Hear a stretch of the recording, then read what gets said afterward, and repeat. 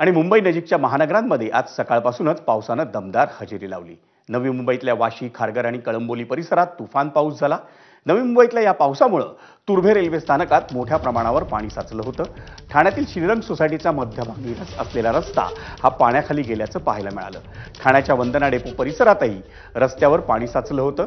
भिवंडी शहर आणि ग्रामीण भागामध्येही मुसळधार पाऊस झाला आणि त्यामुळे भिवंडी शहरातील बाजारपेठ, भाजी मार्केट आणि तीन बत्ती परिसरात गुडघाभर पाणी साचलं होतं।